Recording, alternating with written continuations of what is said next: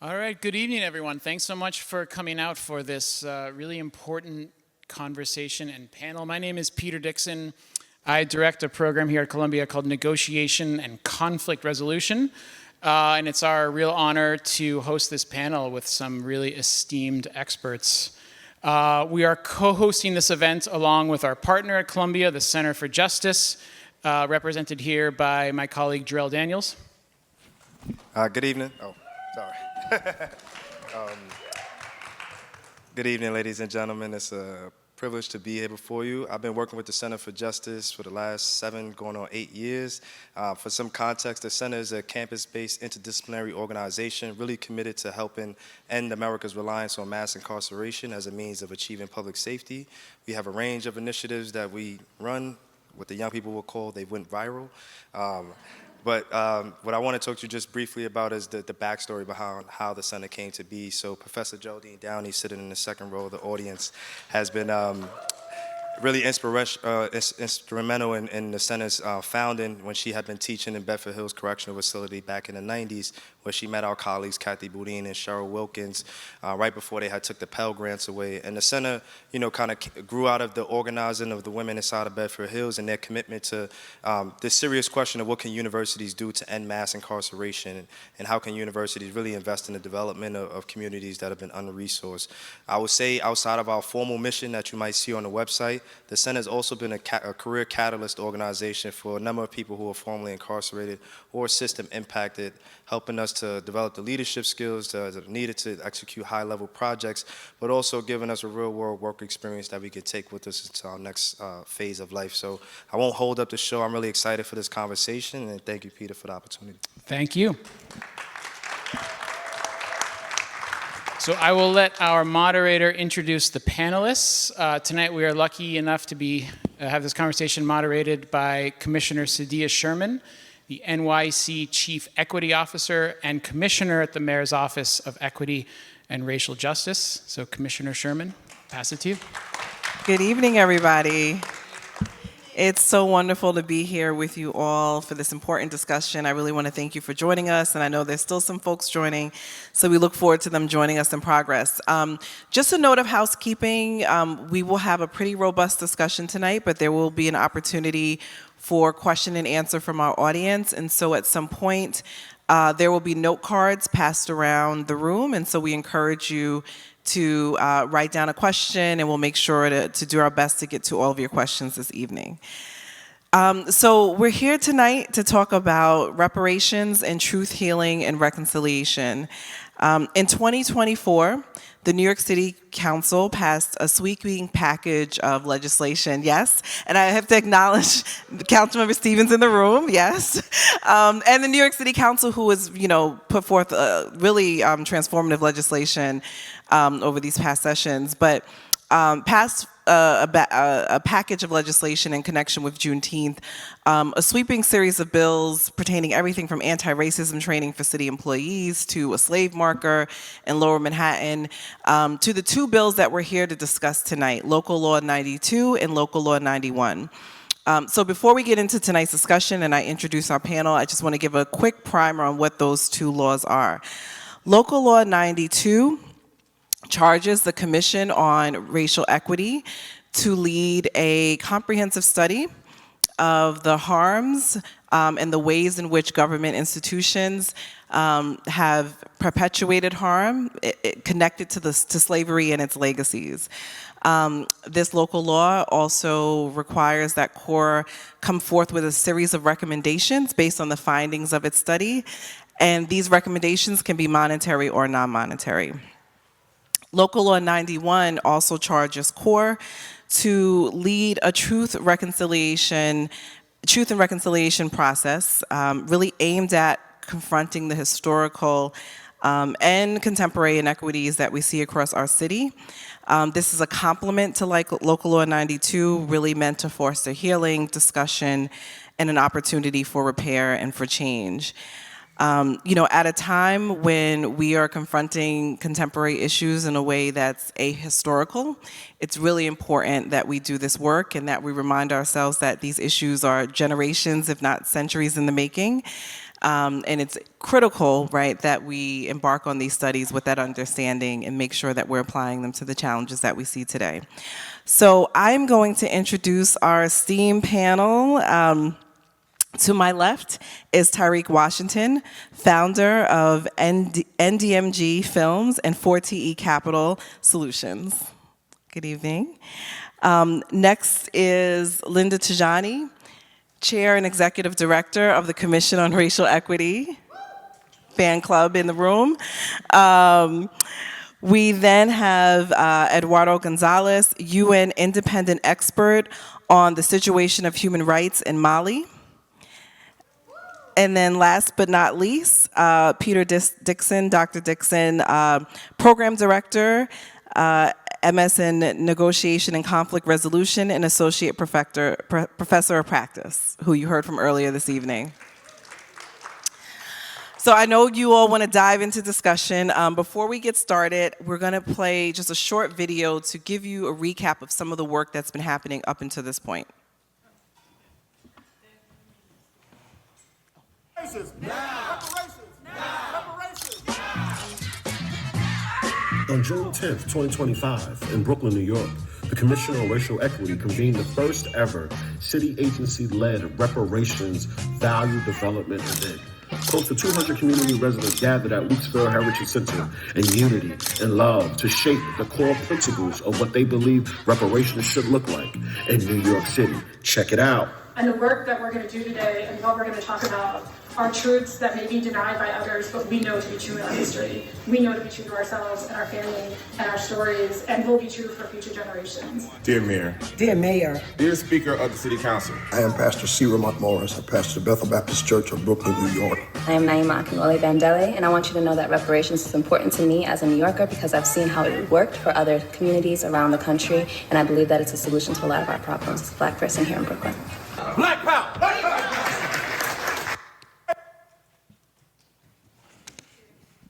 Thank you. So we are going to get started. So to get us started, I really want to just spend some time to really understand the city's efforts. So Linda, I will kick things off with you. How does a public truth process and a reparations study reinforce one another? Great. Thank you so much. Hi, good evening, everyone. I'm very excited to dive in, but before we do, I just wanted to note that the video that we saw was made by Tyrik Washington and his team, and the event, the June 10th gathering, which was truly the first ever in the city, was led by him and his team in coordination with Alan Frimpong of Zeal Co-op and our team. So our team at CORE, which was extremely small at the time, we would not have been able to pull off June 10th in the way that we did, or in any capacity, quite frankly, without Tyrik's support. So I just wanted to thank you.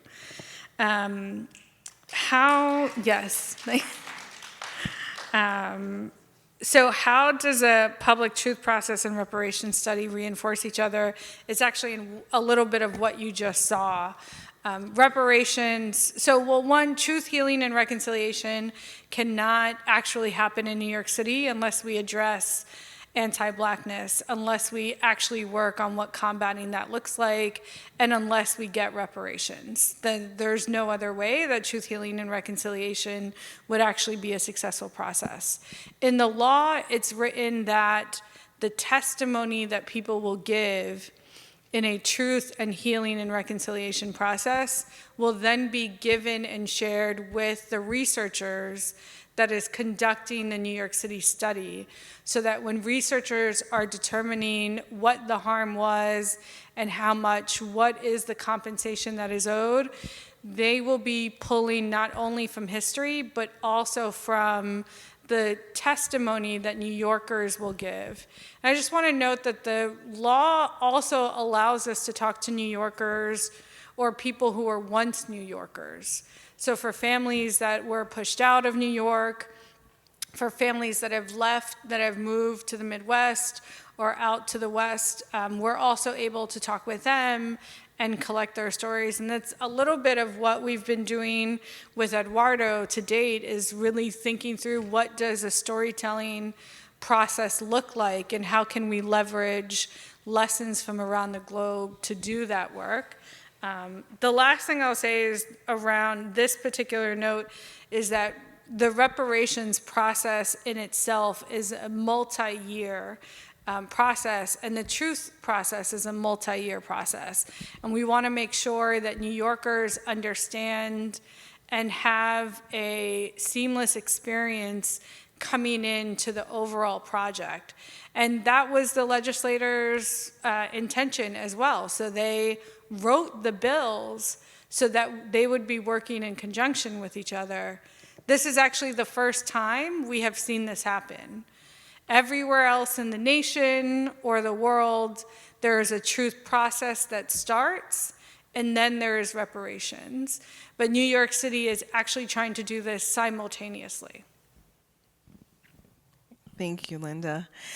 So, you know, for those of us in government and the city who've done work, we know that executing anything at a scale as large as New York City can be a challenge, but also a really great opportunity. So I'd love to just throw this out to the group. Why is the city the right scale for truth and repair, and which municipal levers can these processes lean on? Examples such as policing or housing or land use. First of all, give yourselves a round of applause. We're here on a good Wednesday, talking about Monday. See, you see, I'm so happy to be in a space with amazing Black people and allies that I push myself up a couple of days. It is indeed an honor to be here with everyone, particularly my dear comrade in the struggle. Can I call you a comrade in the struggle? Working in the governmental apparatus, Linda, Tigani. I think that, one, New York City has this great opportunity that I think history will be deeply kind about, that New York City is where the world meets, right? It's where the market also convenes.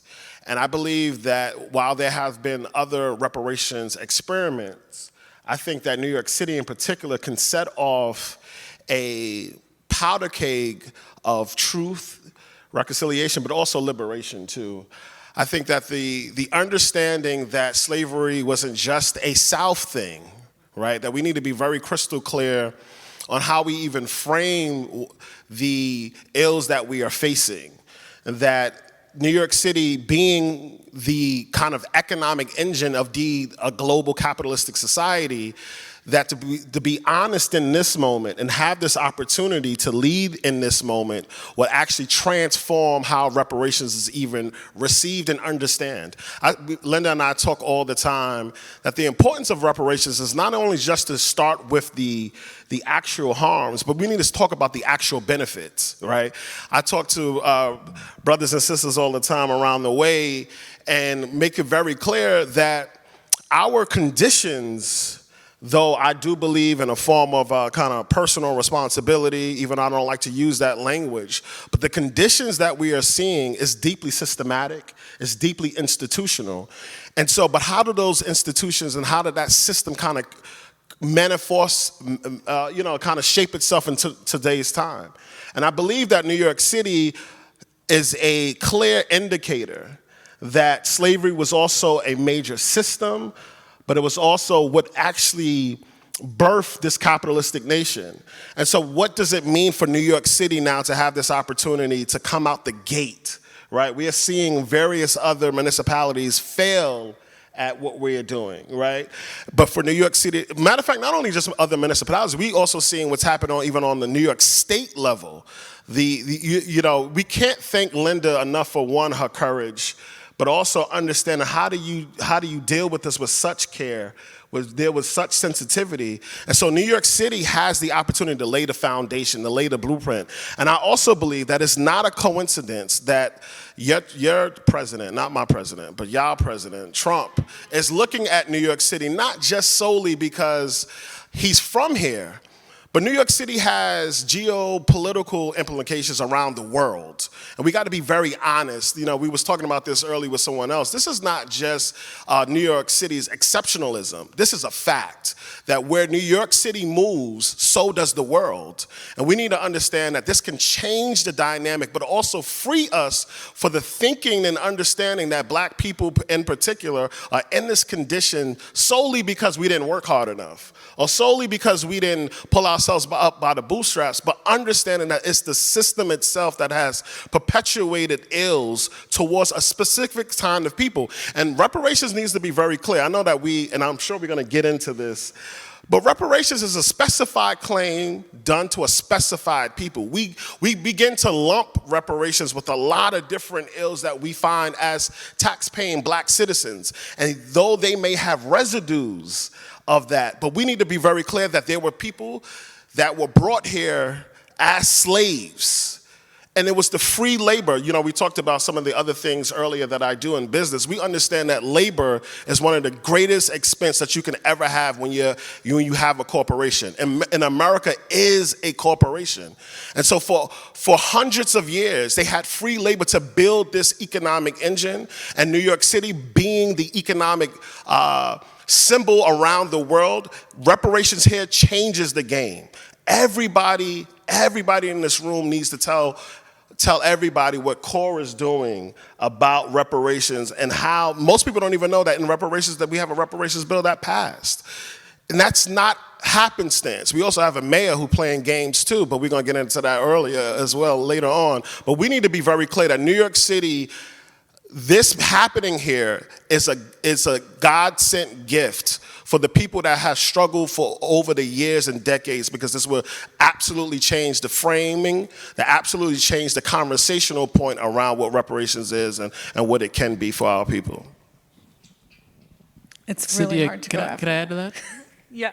You sure? Okay. Thank you, Tyrik. Yeah, I just wanted to take a moment to underline how powerful this process is for New York City, for the country, and indeed for the world.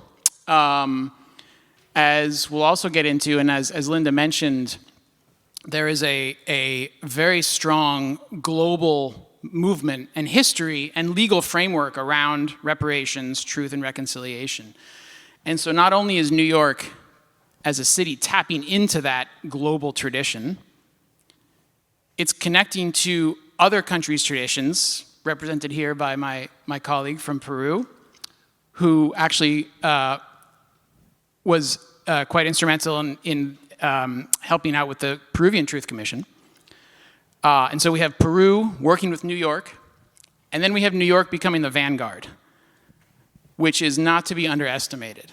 I think, my first connection to reparations as a process was actually in The Hague in the Netherlands, working at the International Criminal Court, where you had this international court in the Netherlands intervening into villages in eastern Congo to provide reparations. And here we have one of the global cities in the world doing it for itself, which I think is when you step back, a truly remarkable process. Thank you. Sorry. I just wanted to quickly add around particularly the municipal levers, two pieces of context that show up for me in this work all of the time, and that when I talk to Tyrik and when I talk to Eduardo, and I've had the opportunity to also talk with Peter recently, what comes up from community is New York is a state that still allows slavery on the books. That is absolutely still allowed in our state as long as a person is incarcerated. And that's something that we are doing this work in the face of, right? And we can't ignore that. The other piece I think that comes up is this is an opportunity to tell the truth about all of our racist systems that are active and currently in play. Because the local law is saying how the research study is about how did New York City government perpetuate and perpetrate chattel slavery, Jim Crow, and the legacy of slavery. And so they're both in really everything that was said here, and just want to come back to what Tyrik mentioned around the market, which I've learned a lot from him, we forget that the market, or at least this is my interpretation, so I apologize if this is wrong. I often forget the market has such a deep tie to government. The market would not be what it was if it was anywhere else except New York City. New York City would not be what it was if it was not the second largest port that brought in enslaved Africans. Like, there is a reason why everything is placed in New York City. And to remember that all of our city agencies, they may be 20 years old or 30 years old, but that's actually not old in the history of Jim Crow and the legacy of slavery. And so this is giving us an opportunity to say, we actually should not be dealing with agencies bill by bill, or one local law at a time, or one part of a city agency at a time. The entire city agency has to be either destroyed or transformed. But that government in this form cannot exist or continue to exist in this way, because we're acknowledging that it actually was all born from slavery or Jim Crow. And that says a lot about the route that New York City is taking. You know, Sideya and I currently basically are the equity leads in the city. And I think we have a very difficult job. We had a very difficult job before Donald Trump came into office, and certainly we have a more difficult job. But a good portion of our work was created because New Yorkers said we wanted to be a municipality that embedded racial equity into our local law in a way that gave us cover to look at racial equity in every other place. And so in every other place in the law, in every other place in government. So reparations is actually giving us the only opportunity to say, okay, the racial equity, Chapter 78, all of our racial equity plans and the mission and vision of CORE as an accountability body, that's talking about the present. But we cannot do this work if we don't do justice to our ancestors. And reparations is talking about why the past is actually still a part of our day-to-day present. So when we're talking about policing, when we're talking about housing, when we're talking about child welfare, it's to be able to acknowledge where and how that work started as anti-Black and how that's continued as anti-Black, and then what is the pathway that New Yorkers involved in the reparations work and the researchers involved in the reparations work, what's the pathway that they are laying forward to actually move away and end anti-Blackness in real time and then heal from anti-Blackness? Can I just add one thing? Just one thing. Because you're right, Linda and I talk about this all the time. And I think there's two things that people need to always be reminded of why New York City is so important. And I think for me, and Linda has this, and shout out to my good brother Omar Wali, who works with CORE but has been working on these issues for a very long period of time. Look at him, say hi. He's a great Black man. What I think is also very important as well is that for me, when you think of even, Linda mentioned the market, when you think of Wall Street, what was the first thing that was traded on Wall Street? Was enslaved Africans. This was the first thing that was literally used as a form of goods, so-called, as barter for other so-called enslavers, right? And so enslaved masters. But then also when you think of New York City as well, you think of also its military apparatus of the capitalistic structure, NYPD. And what was the origin of NYPD being created? It was to actually catch so-called runaway slaves. And so the framework of this system that we are looking at, whether it be the trading of actual so-called goods, what they considered humans to be, and the actual protection of that so-called good happened and was birthed in New York City in particular. And so New York City now has this great opportunity, but it's not just so New York City's with legislators and even, and I have a great deal of respect of what CORE is actually doing, but the people have pushed these legislators have pushed this system to demand that we take a serious look at reparations, and it's not a pity thing. It's what we are owed and what we are due for what we have contributed and what we've built to the system. Thank you. So we have a good understanding of the New York City context, why it matters, why New York City matters in the context of reparations in particular. So now I want to span out, right? New York City isn't the first city to do this. We're doing it very differently, but obviously there are a number of examples that are national and international. So I want to turn our understanding to some of that work and throw out a question to the group.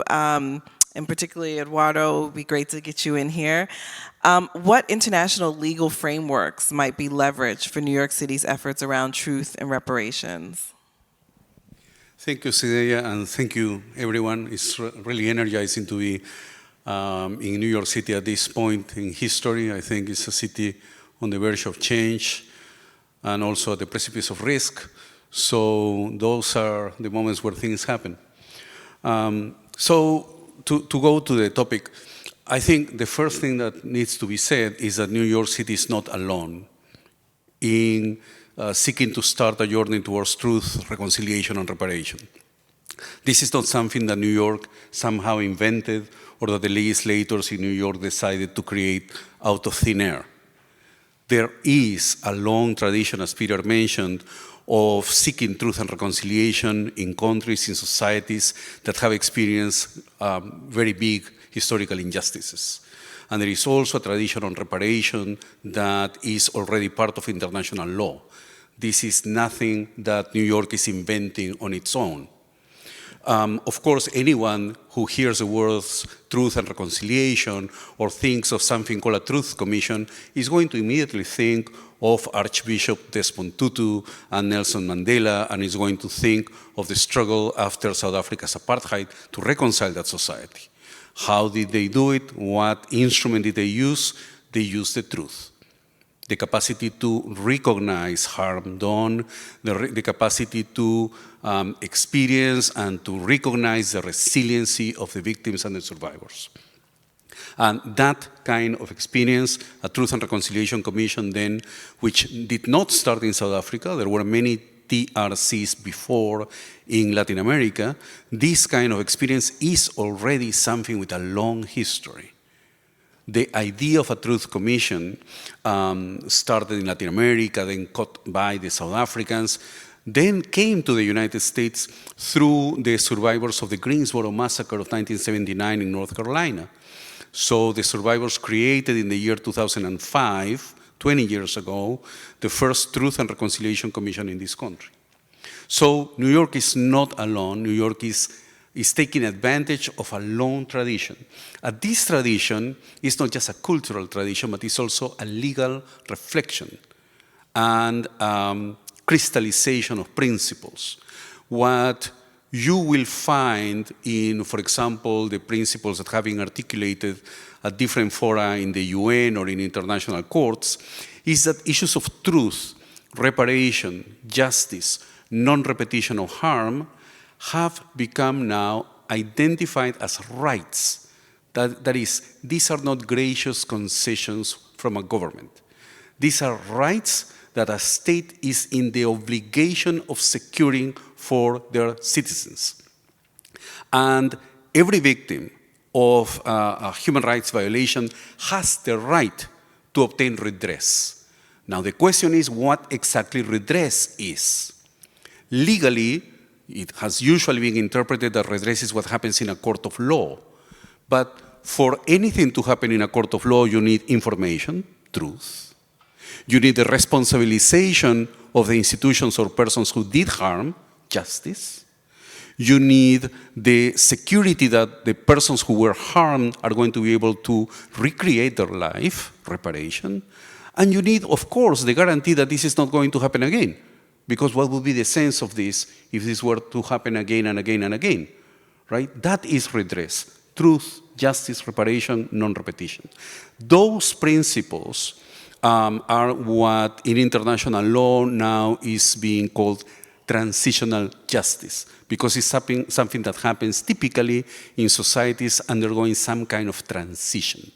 after conflict, after dictatorship, societies that are facing the legacies of historical injustice. That is why I said this is a city and a society on the verge of change, right? So I think that is what is significant and important, Sideya, that New York has the opportunity to leverage these principles on these 4 big directions of redress: truth, justice, reparation, non-repeat.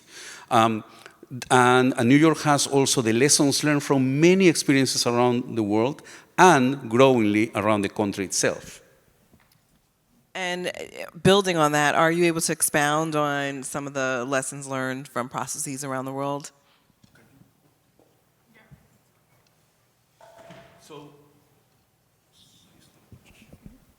So as I was mentioning, right, I think that truth, reconciliation, reparation are an idea whose time has come. That's a picture, by the way, of the presentation of the final report of the Truth and Reconciliation Commission of Canada. So Canada did carry out, about a few years back, a truth commission to look into the forcible assimilation of indigenous children, a horrendous practice that took about 100 years in that country. And as I mentioned, these big principles of truth, reparation, justice, non-repetition, memory, are principles that have already been accepted widely in international fora such as the UN as guiding principles for what we are trying to do.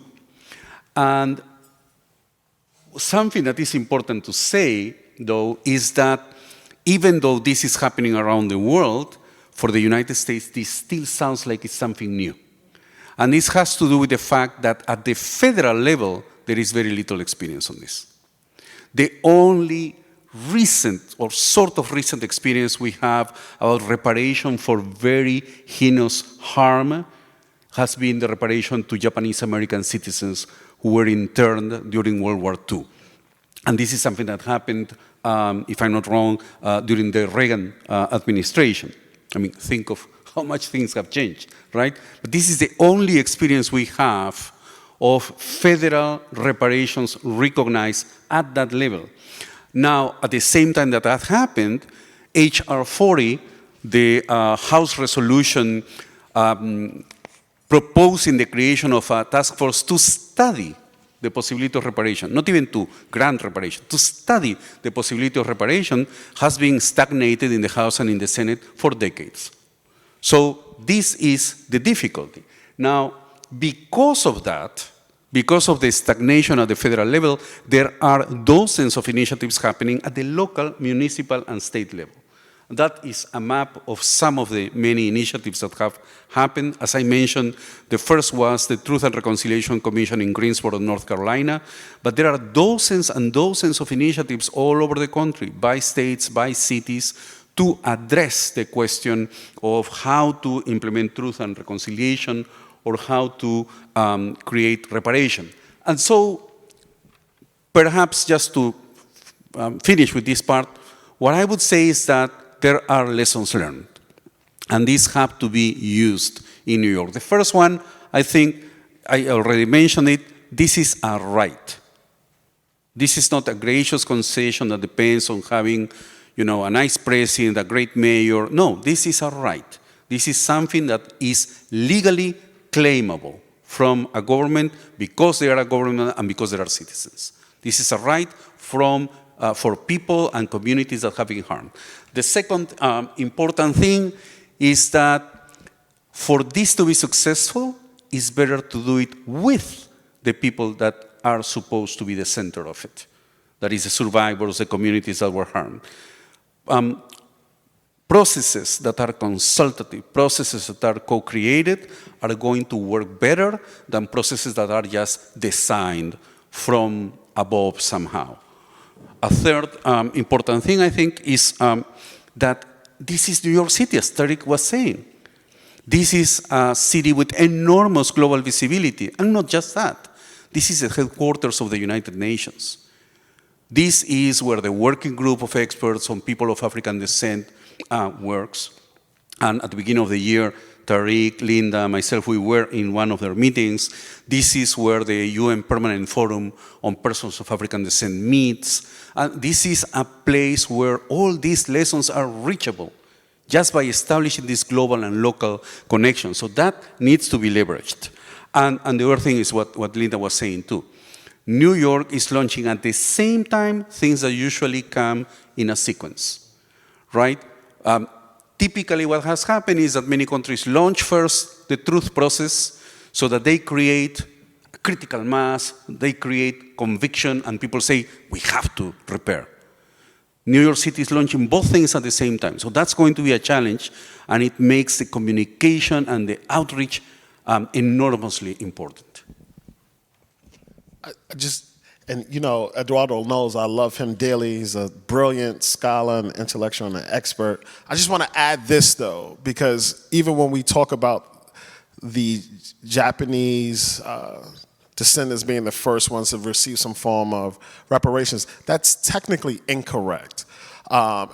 Because in 1862, there was a the Columbia Emancipation Act of 1862, where white so-called enslaved masters received $300 per slave that they had, which is the equivalent of $9,263 to this day. So we have to also understand, and the word reparations was used in that context. So we have to be clear on how we shape and frame this, that there were white slave, so-called slave masters receiving forms of reparations due to what happened around the Civil War. So when we begin with just the forms of Japanese enslavement camp, it becomes historically inaccurate. And I know you know this, and I just want to make this very clear that there have been forms of reparations given to people in America.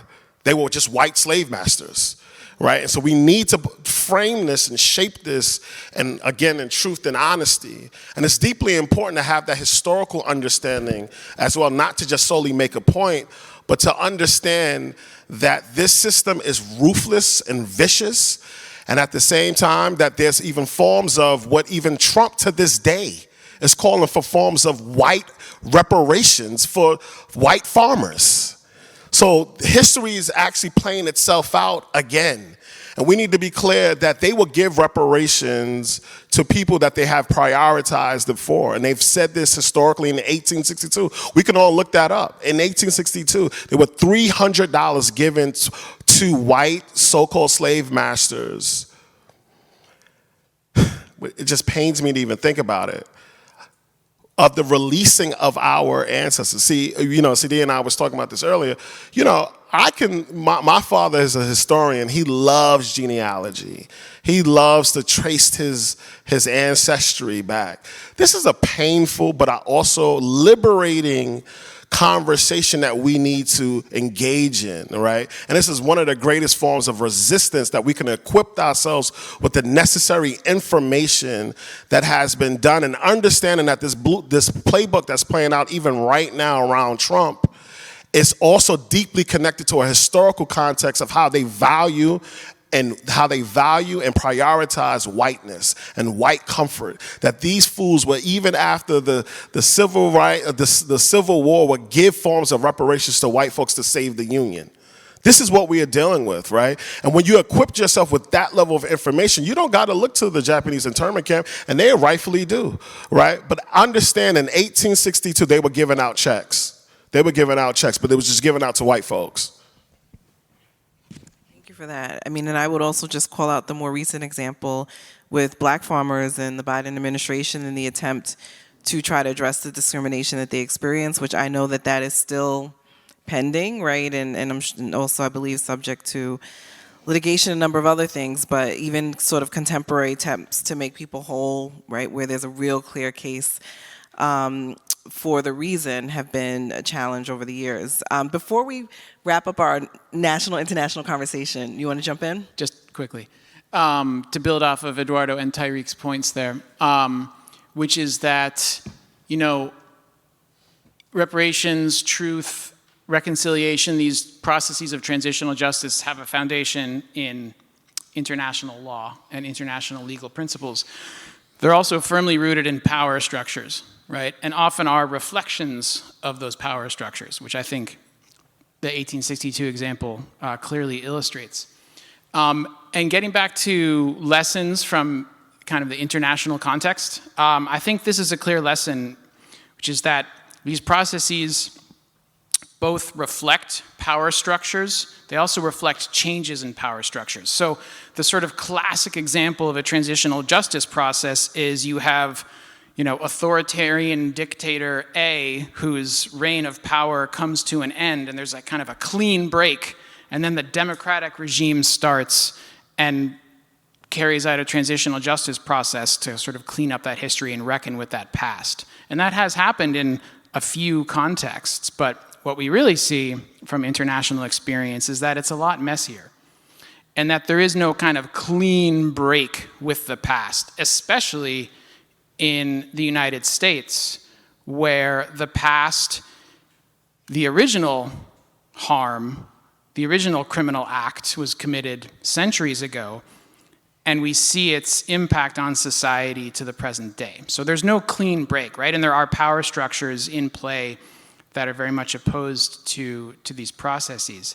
And so sort of the question of, do we do truth first, do we do reparations first? I think in many ways, what I have come to think about these things is they're sort of different elements of a collective power struggle and a collective movement. And you have to sort of focus on the movement aspect as opposed to kind of the clean sequencing, because in most contexts, there never really is that kind of clean break from the past to the future. Thank you. So now I want to turn to community. Both of these bills call on the commission and as well as other city agencies to support engaging the community and making sure that they are centered in this work. And so I will throw this question out. I don't know, Tyrik, if you want to jump in here, Linda. It seems like an obvious question, but really, why is it important that we're centering community in this work so that it is successful, so that it is legitimate, and so that it brings about repair?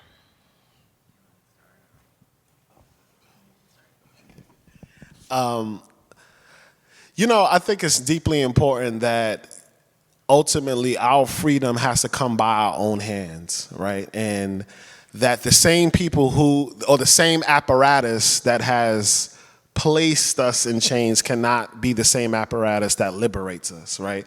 And this apparatus of government stepping in regarding reparations is solely a vehicle to the understanding of our freedom, understanding of our liberation, but also it has to be deeply rooted in the context that we need to see reparations as a tool and a vehicle of a part of our liberation. So community has to be at the forefront. It fundamentally has to be at the forefront, because we can't get to the next level of where we're supposed to be deeply self-determined if we are so-called depending on the same apparatus that has enslaved us, right? So that's one thing. But then two, I think that this is an opportunity, and again, we can't think, y'all need to pray to whoever every day for Linda's safety and protection, and I'm telling you, they are after her in various ways, because I think how CORE and Linda has positioned community as being an equal partner. Most of the time, what we say in our neighborhoods, and I know this can be somewhat complex and too intellectual, but our community is a form of a domestic colony, where generally we don't control the institutions, the cultural institutions, the businesses, apparatuses of our community. And so what Linda has done brilliantly is said that community has to be at the forefront, not only just as a form of pretty language, but as a form of a true understanding of how do we truly get this to the next level.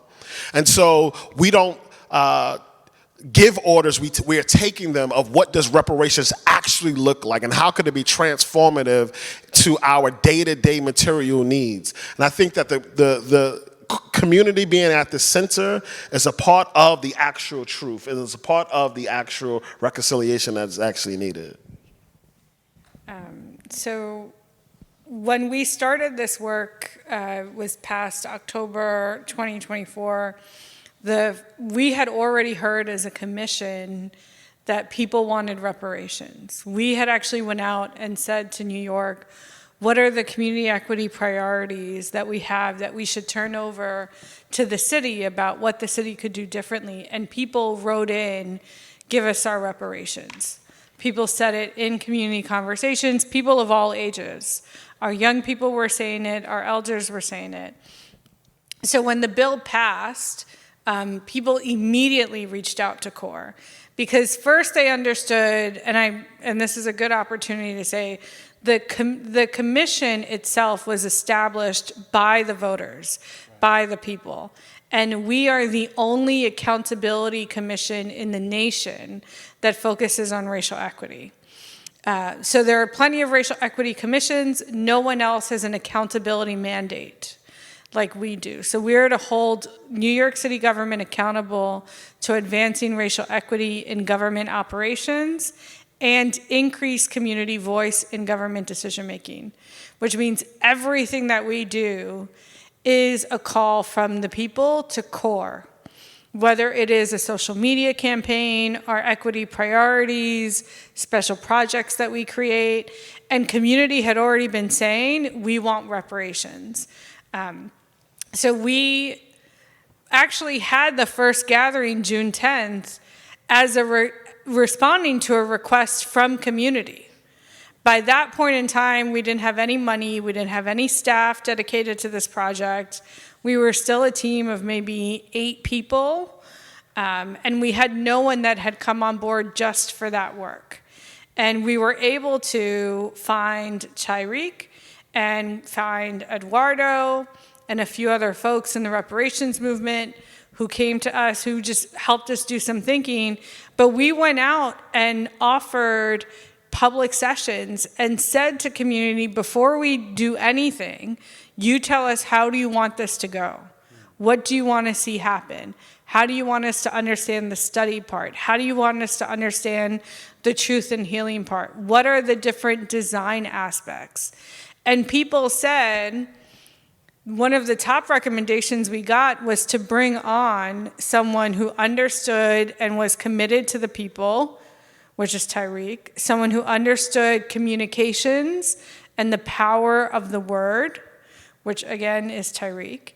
And then we brought on experts who understood what is a truth-telling process, and this is how we got Eduardo. What does that look like, and how do we integrate all of the different, whether it's disability access, language access, how do we help people tell stories that have been passed under generations? June 10th happened because specifically actually New Yorkers for Reparations came to an open conversation and said, we think that you should have at least one gathering. And we didn't have any money dedicated to this project or staff, but we said we're going to try and figure it out. And we were able to do that. And through that work, we heard from over 200 people in the room, what are the values that government should use in this work? And the number one value that came out is that community must be a part of every single step in this process. That includes identifying researchers, reading drafts of a report. How do we talk about what's happening in our community? How do we identify people to share stories? And most importantly, what are the final recommendations we're going to give? At every step of the process, community has been involved. We actually just recently got staff who are in the audience, who are here to do this work, Pablo and Omawale, and they are the yes. They are the reparations team members that are solely dedicated to this work. They just came on a month ago. This work has been held down by the broader team that includes Chris, who's our youth voice, Rachel Nadelson, who's our general counsel, she's also here. And we've been doing this work in conjunction with Sideya's team. Ashley is here, and she's been a critical voice in this work as well. It is a team of folks in government who are coming together. But what I want to acknowledge is that even and I would think that the legislators thought about this. Every team that was named in the legislation, including the Mayor Office of Equity and Racial Justice, the Commission on Human Rights, the Civic Engagement Commission, all of these teams have a central tenet to involve community in every aspect of their work and to center participation and justice and equity. And that is not by accident. That is actually by design. And so we are building out a process with Omawale leading our organizing efforts and Pablo leading the overall coordination to ensure that community actually is updated, that we are creating an organizing network where we will be the only municipality, to our knowledge, I just want to say to our knowledge, just in case, that will be funding groups to do reparations organizing work on a local level so that groups are able to create their own political education. Because as Tyrik said, this work is really about liberation, and government cannot do that work. There is a line for how government should even show up in this conversation. And so we are ensuring and bringing on a minimum of 26 organizations citywide that will be getting funding to tell us exactly where is the line, more importantly, what resources do they need to fully participate in the conversation. And Eduardo is here to really help us think through how do we capture that stories, which by law will be a part of the city's record. We are actually through this process changing what the history is and what the records will say about what enslavement was, the impact of Jim Crow, the legacy of slavery. I know, Peter, you had talked about this original crime that has happened centuries ago. When we talk to young people, which this is Chris's job, she does this on a daily basis, and she is not, you know, she doesn't hide reminding us every single day that we've got 13, 14, 15-year-olds who are saying that the original crime is the displacement of them and their families in their Black neighborhoods because they are Black. And it is not a surprise to our young people. You know, we try and hide some language or we think we have to cover it, but they are very clear. And so for so many of our community members, the original crime happens every single day. And so we are also doing this process when we know that racism innovates itself every single day. And so you have to figure out, how do you interrupt racism in the moment? How are we capturing what is happening? How are we integrating that harm into how we understand what is the compensation for community? Because there absolutely has to be compensation. But then what is the structural change that needs to happen so that we do not repeat the harm? And how do we do this in a way that's trauma-informed so that people are actually getting healed and not by Western ideas of what mental health is, but actually by traditional ways, which our families already know how to do, our communities already know how to do, but need support on how to do it. And so in a lot of ways, this is really unique because this is the first time we get to fund organizing around reparations. We get to fund healing, indigenous healing, community healing around racial harm, but do so in perpetuity. This work is starting now, but it's not going to end anytime soon, right? Thank you, Linda. I want to be mindful of time, and I know we still want to get to your questions. 5 minutes. So I am going to jump to some panel questions, and I will also just encourage folks, if you also still want to chime in on the community, centering community, to please do so as part of your response. So I'll jump around. I'll just actually pick up on the topic that you left off on, Linda, around mental health. One of the questions that we have that was sent in prior from our audience members is, are mental health initiatives part of this discussion? That's a great question. So at this current moment, we are working through identifying what initiatives could be a part. Our complication, and just sharing with you all as thought partners, drapetomania, I hope I'm saying it correctly. No, I'm not saying it correctly. Drapetomania? Drapetomania. So it sounds like some people know what this is. So this is not a drapetomania?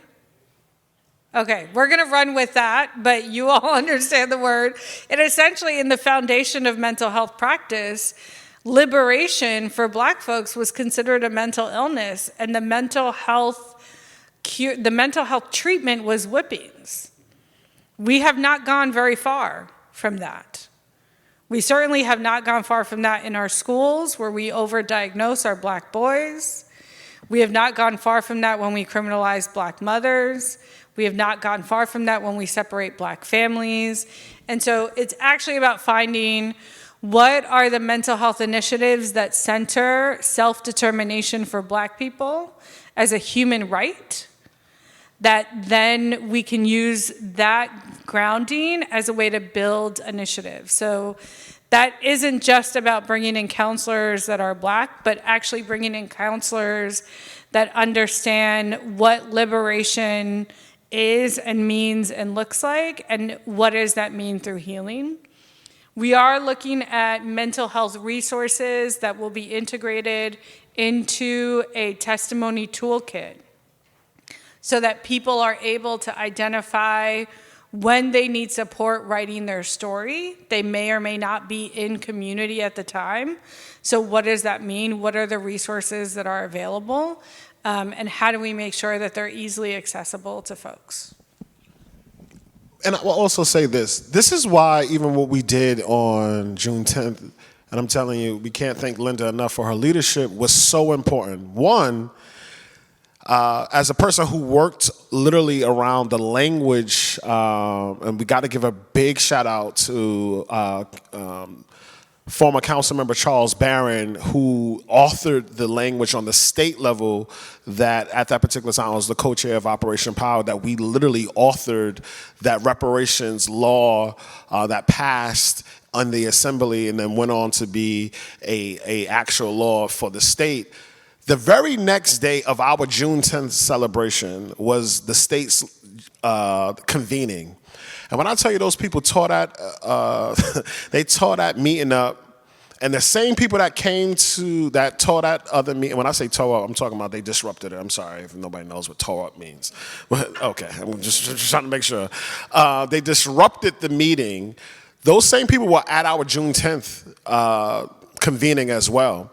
And because Linda and I was talking about what does this even actually mean? What does it actually, how does it even actually feel? And what is the sound that we even want in the room? We took days to go to Weeksville and look at various rooms to make sure that our ancestors will be pleased in this conversation, right? And so this supersedes just some level of, and this goes back to the mental health understanding that we were even looking at green spaces and making sure that people can go to have access to the grass and be connected to nature. This is taking on a different form, and some of the biggest critics even came to us and said, listen, I was made whole to a degree based upon this actual event. We allowed also, at the same time we talk about mental health, we allowed also people just literally vent to the camera. Some of us don't have these colorful, Frank's speech is deeply needed in this particular moment. What Black people have gone through, y'all should be thanking us that we haven't lost our minds. What we have endured, you should smile at every Black person that you can, because the reality, most people would have lost their minds to understand of what we have gone through. But we wake up every morning and put, we ain't putting our shoes on our hands and our socks on our head. This system owes us a debt of gratitude, because you're not looking at, thousands of years from the question of slavery. And so we allowed people to just literally vent to the camera. Just tell us something. And I looked at that as a form of a mental health exercise and liberation and the tools and the means to just free yourself. People literally just came and screamed at the camera, and no one laughed. Right? No one laughed, because we also understand that in that room there was a certain level of harmony that existed, that this is a safe space, that we in Weeksville, it's a safe space. But also, again, what does mental liberation even look like? And it may look like for certain people to scream, to shout, to curse. You know, of course, you got to do things in decency and order, but that June 10th convening set off, I think, a different feeling of what even looks like around the question of mental health and how that should be treated as well. Thank you. And I just would offer, if there's any other feedback or examples around mental health and how it can be incorporated into these processes. Yeah, I can go quickly. You know, I'm glad, Linda, earlier you referred to kind of writing the history. And then to your example, Tyrik, of just allowing kind of open venting. You know, I think one of the questions often that comes around reparations is, well, what's the difference between reparations and assistance? You know, if it's just material support in the end, what's the difference?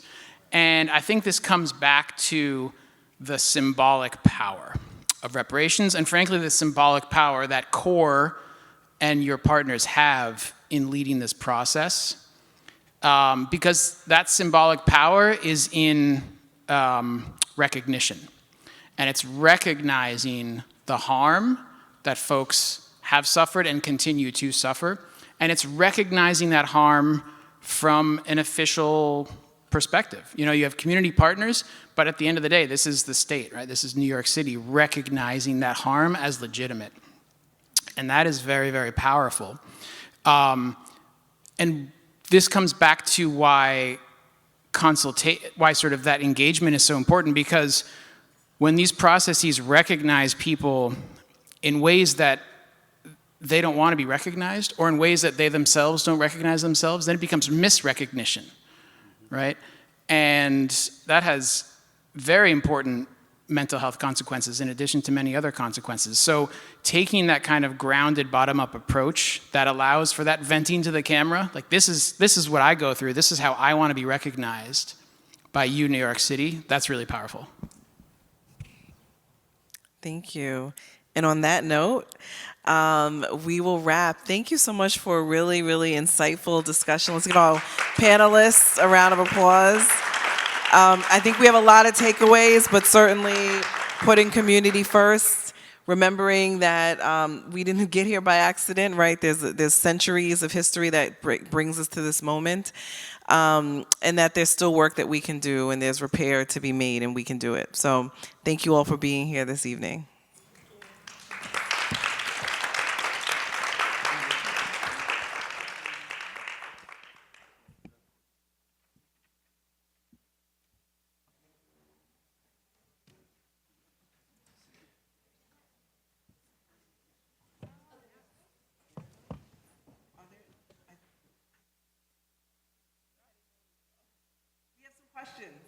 Come back. I thought that you... If anyone has questions they wrote on their note cards, we could give it a few minutes. Apologies, I thought that you all were just, stunned to silence, no questions. No one's jumping out of their seats. I'm like, wow, this audience is just not a single question. We've covered so much.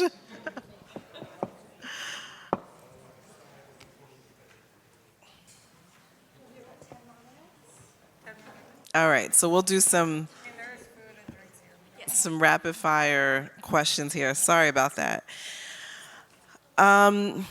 So here's a question. In a time when education is being attacked, how would you combat, or what have you heard or seen with responses and pushback to the ideas of reparation when books about slavery itself are being banned and taken out of our schools? Great question.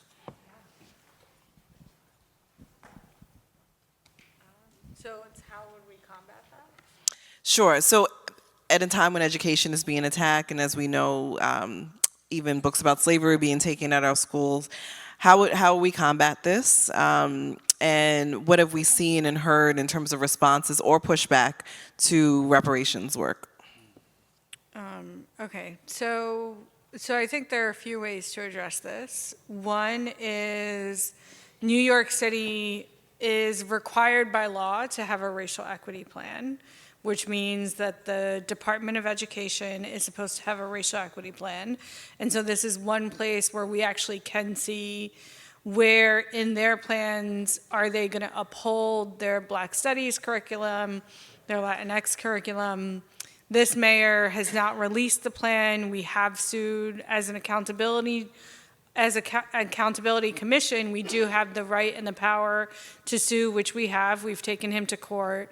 But it's also not just about him, it's about any mayor. We want to make sure that any mayor from New York City understands that racial equity is not an option. It is written into our New York City Constitution. It is required. So one way to see where, to the extent to which the K through 12 school is changing their curriculum, we can see any changes in the racial equity plan. That's also why we have CORE. We can reach out if people tell us that they're seeing changes. The Commission on Racial Equity is able to receive complaints from the public about how agency conduct may have the effect of exacerbating racial equity disparities, which in short means anyone in New York City can file a complaint with CORE if they are seeing a rollback in any way on racial equity or equity matters.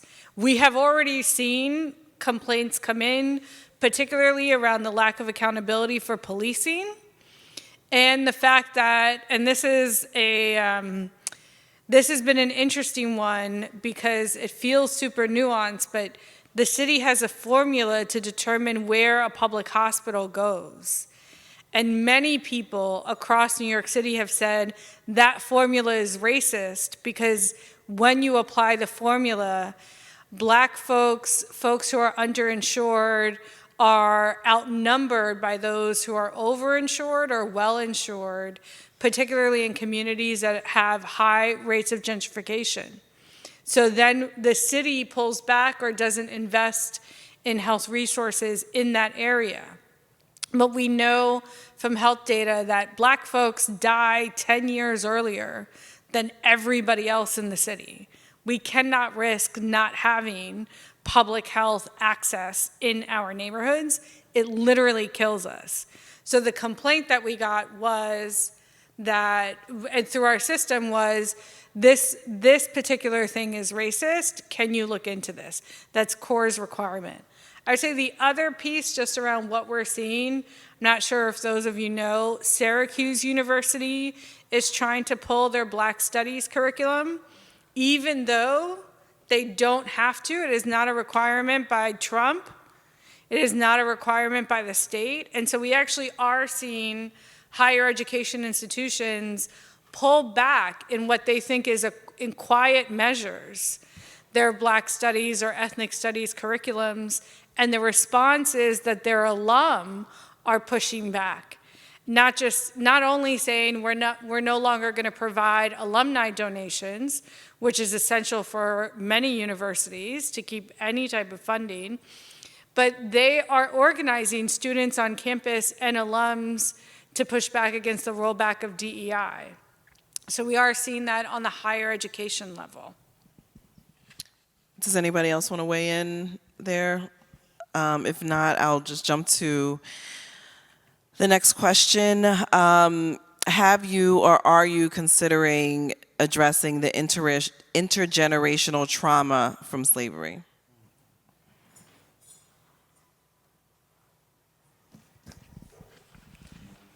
Yeah.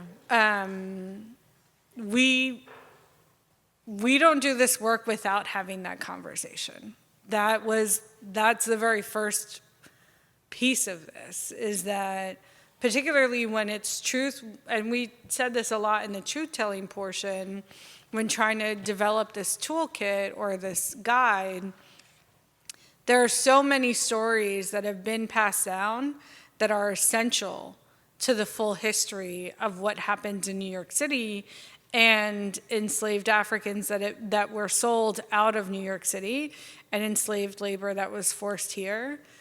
It is impossible to do either the truth-telling or to even begin to think about compensation without centering what intergenerational harm looks like and understanding that is very concrete harm. This is not like my family member was hurt and I heard the story, but it's understanding that harm is felt in real time. It is physical, it is emotional, it is mental, it is psychological. And so when we are hearing the stories, when people share that with us, whether it is through the camera or they're writing to CORE, it's understanding that that intergenerational harm is as real as any other diagnosis or disease or illness, but it is also a place of intergenerational strength and resilience. And so it plays multiple roles, but it is essential to understanding how and when and where do we start thinking about compensation. And I will also just add this too, because again, for me, a lot of times when we talk about reparations, we always start at the harm, as we should. We should acknowledge that, there were people who suffered and died. But we also got to start talking about the intergenerational benefits that we see to this very day that still lingers. You don't have this grotesque level of wealth inequality without the legacy of intergenerational wealth that has been passed down based upon the chattel slavery, based upon the free labor that still exists. And that's a part of that residue that we talk about, right? So the intergenerational harm, absolutely, got to confront it, got to deal with it. But the intergenerational benefits that we still see to this very day.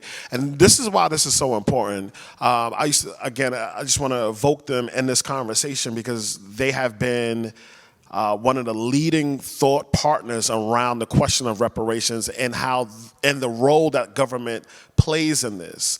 And again, that's Charles Barron and Inez Barron and Operation Power. When we talk about intergenerational harm out in East New York, one of the things that we began to do regarding reparations is literally take down the slave masters' names off of these streets. We did a renaming campaign where we literally changed Snick Avenue to African Burial Ground Plaza.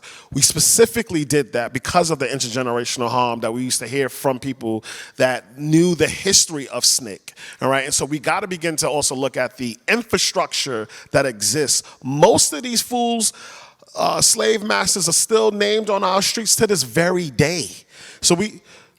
And schools to this very, Thomas Jefferson High School, right? Thomas Jefferson was a slaveholder.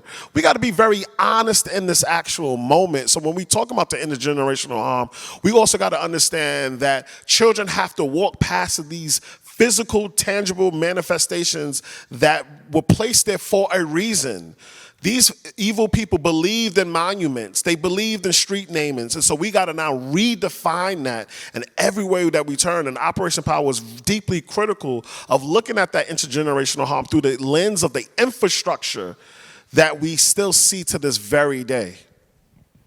So I'm just looking at time. So I will just go back to one of the questions that was submitted earlier around indigenous communities. So how can Native Americans be included in local dialogue about reparations?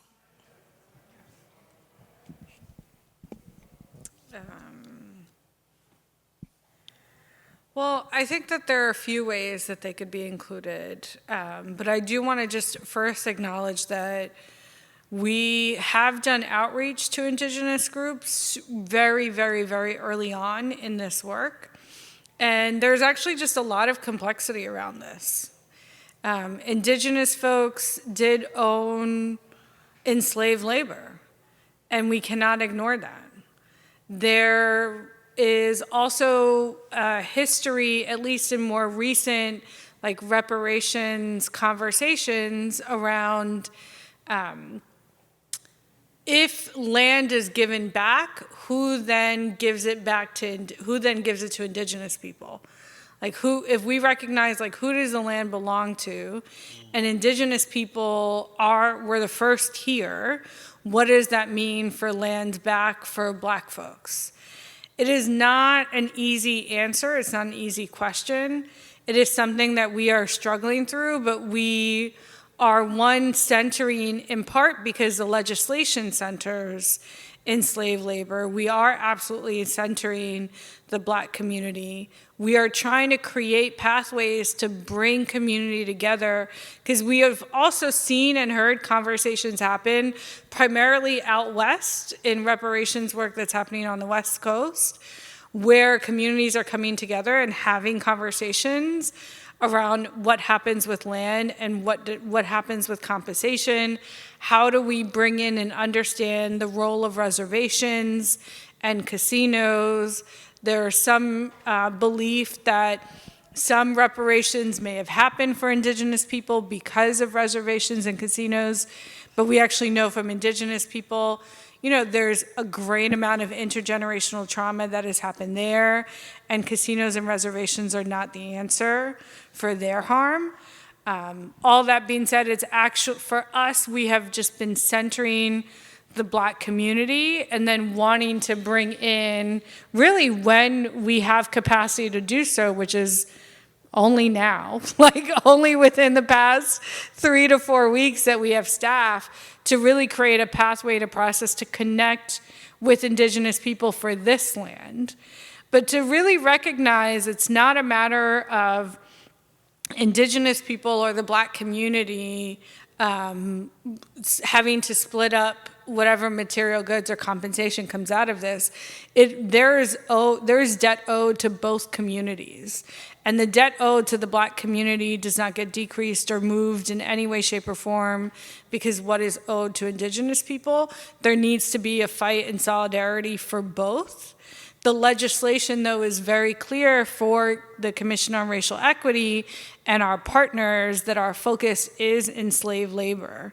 How that shows up, acknowledging indigenous people were also enslaved, it's two very different systems. It played out in two very different ways, and there are two different trajectories for each of these communities. So we just want to make sure not to conflate the both of them, so that no one story is shape-shifted differently in a way to benefit another story.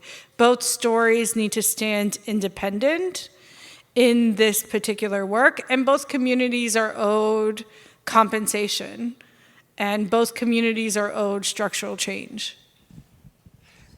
And where this is a good way to understand the complexities, I think that I'm looking at a very learned audience, but when Linda was talking, I was thinking of Seneca Village, right? That used to be Central Park, which was a safe haven for Black people that was turned and snatched away due to eminent domain, but it was also a safe haven for Native Americans too. Seneca Village the name itself is indigenous, right? And so the interconnectivity of the Native American struggle and the Black struggle, freedom struggle here is deeply entwined, and it has a place, but it also has a place of honesty too. And I appreciate it. Again, this is why we need to be praying for the protection and safety of Linda, because I think it takes a certain person at this particular moment that has this level of sensitivity.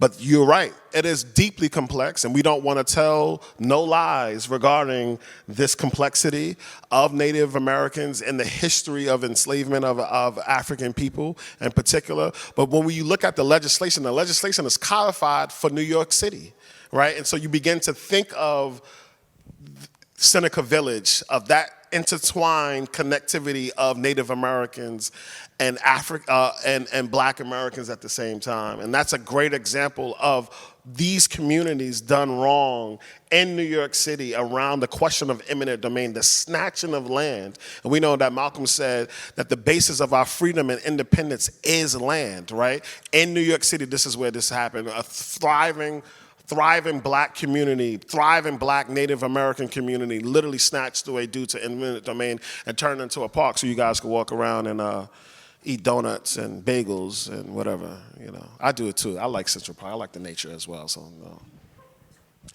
Thank you. Sure. I'm thinking that in this conversation it's perhaps important to go back to the very basics. And that is because we need to recognize that we call this reparation in the assumption that there is something that can be repaired. Yeah. But the reality is that there are damages, there are harms that are irreparable. That is the nature of a crime against humanity. That is the nature of a genocide. That's the nature of slavery. That the harms that have been caused are really irreparable. So what the instruments we have, which are international law, politics, spirituality, etc., those are just instruments to approach us to something that we know is very elusive, because it's not possible to go back in time and repair the persons who suffered in their own flesh. The kind of crimes, the kinds of atrocities, the kind of horrendous deaths and horrendous treatment that they suffer. That is not going to happen. And so what we have is a very imperfect instrument. This imperfect instrument that we call reparation is not going to satisfy us either. Because again, the damage cannot be truly repaired. So I think that recognizing that limitation doesn't mean that you don't do it, right? Doesn't mean that you just throw your hands up in the air and say, well, you know, since nothing can really be done, why are we even trying? And it doesn't mean that you also would take some kind of cynical approach saying, well, we will do something very small and that's it, we declare victory, right? I think that there needs to be a balance of this insatisfaction that pushes up to do something more structural, and realism to know the limitations of the tools we have. It's a very difficult balance to achieve, I think. And we are not going to get that balance, I think, just in conversations, right, between us. I think we need to take that conversation to the community, as Tyrik was saying. Right, I think, and that is where I wanted to listen perhaps to Peter, because with Peter, we have both been working on methodologies to precisely do that kind of consultation. So what do people think when you say the word injustice? What do people think when they hear the word reparation? These are incredibly complex terms. We have, you know, a number of people in this table, and we're probably talking about 4 or 5 different concepts of the word at hand, right? So I think the genius of the legislation here is that clearly it asks CORE to go to the communities and to ask people, so what do you think really happened? What are the harms that are relevant here? And what should be done about it? And the word reparation there, I think, is there as a label, as an instrument for the time being, and the people of New York will decide. Is this what we're going to do? Are we going to go farther, hopefully? Are we going to stay more or less there? So I think that's the big existential question we have in front of us. Thank you. I don't know, Peter, if there's anything you want to add? Yeah, I can just add something very quickly, just to add a little more depth to what Eduardo was referring to. So actually, I met Eduardo, I think it was the first time. We were in Colombia, the country, not the university, to work with a group based in Colombia and internationally, where we were asking these relatively simple questions of what does reparation mean? What does justice mean? What does reconciliation mean? What does it look like in everyday life? What does injustice look like in everyday life? What does the lack of coexistence or lack of reconciliation look like in everyday life? And one of the through lines throughout all of that consultation was the importance of the relationship that individuals feel they have with the state processes that are carrying out these transitional justice mechanisms. These imperfect transitional justice mechanisms, as Eduardo so rightly pointed out. And so much of it does come down to the procedural justice that people feel they are or are not receiving. And so much of that comes down to how the institutions actually approach communities, how they sit down, how they listen, how they see individuals and the individuals and communities before them. Building that relationship between someone who has experienced irreparable harm and the city agency that is attempting reparation, that relationship is particularly challenging, but I think particularly magical as well. And we certainly saw this in a country like Colombia, which is carrying out the world's largest reparations process, with millions and millions and millions of people registered, and learning many of the same lessons. And again, I return to my earlier comment about how now New York is sort of at the vanguard of this, which I think is a very special place to be. Well, thank you all for a really great discussion. Appreciate it. I don't want to stand in between you all and a reception, so just thank you again for your time and your commitment to this work. I hope you all stay connected with our offices, and I think you have information to do so. And have a good evening. Thank you.